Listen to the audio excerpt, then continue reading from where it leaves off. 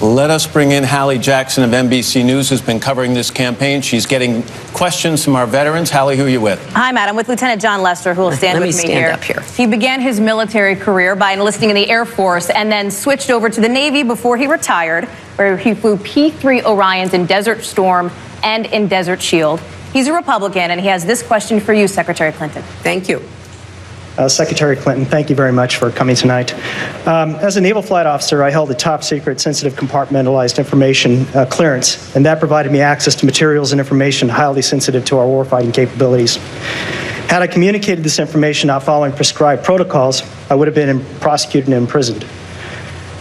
Secretary Clinton, how can you expect those such as myself who were and are entrusted with America's most sensitive information to have any confidence in your leadership as president when you clearly corrupted our national security? Well, I appreciate your concern and also your experience, but let me try to make the distinctions that I think are important for me to answer your question. First, as I said to Matt, you know and I know, classified material is designated, it is marked. There is a header so that there is no dispute at all that what is being communicated to or from someone who has that access is marked classified. And what we have here is the use of an unclassified system by hundreds of people in our government to send information that was not marked.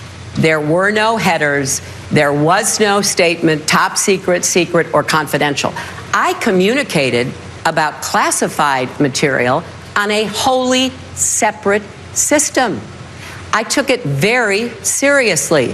When I traveled, I went into one of those little tents that I'm sure you've seen around the world because we didn't want there to be any potential for someone to have embedded a camera to try to see whatever it is that I was seeing that was designated, marked, and headed as classified. So I did exactly what I should have done, and I take it very seriously.